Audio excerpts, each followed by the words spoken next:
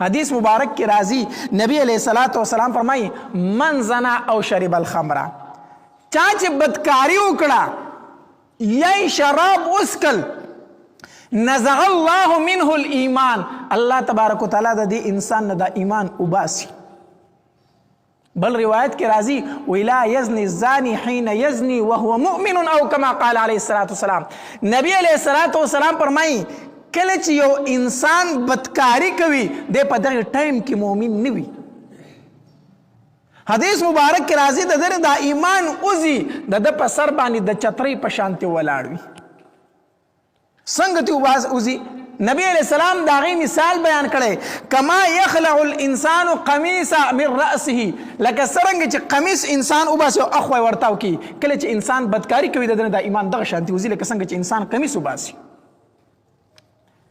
بدکاری او ایمان دا دواړه په یو جسم کې نشي ځای دی چې یو انسان کې د ایمان هم یو د بدکاری هم کې دا نشي کېدی.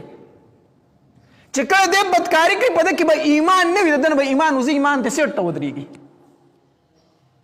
الله دې نه کې، الله دې نه کې کو په دې حالت کې ته مرګ راغی. انسان شراب سکي، نبی اسلام فرمایي او شرب الخمر، یو انسان بدکاری کوي یا شراب سکي، حدیث مبارک کې راځي ایمان ته نه اوته او په دې حالت کې ته مرګ راغی، بی ایمان د دنیا نه لاړ کله نه. بل حدیث مبارک کې راځي چې هر انسان با په میدان محشر کې په هغه حالت کې پاسي، په کوم حالت کې چې ته مرګ راغلی وي، کوم حالت کې ته مرګ راغلی په هغه حالت کې پاسي. کو یو انسان شراب سکلو په دې کې ورله مرګ راغی، په میدان محشر کې به د شرابي پاسي، شراب به خلی ته نیولې او پاسي به الله دې فنا راکړي. یو انسان په بدکارۍ کې مبتلا دی، چا وویشتو مړ شو، دی به دغه بدکارۍ کې په میدان محشر کې پاسي. او یو انسان په سجده باندې پروت دی، الله ته جاړي او مرګ ولا راغی دی په دغه سجده باندې پاسي الله ته.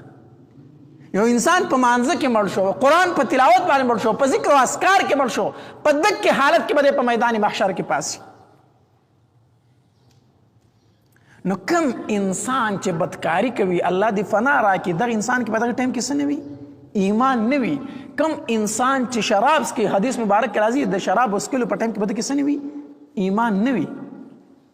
ما درته ځکه وي چې مسلمان چې وي نو د بدکاری نشي کولی، او چې بدکاری کوي نو د په دغه ټایم کې څه نه وي؟ مسلمان نه وي، په دغه ټایم کې مسلمان نه وي. د دې وجې نه مسلمان شان دا دی چې دی به بې حیا نه وي، دی به بدکاره نه وي، دی به لغړ نه وي، دی به درون وي، د خویونه به درانه وي.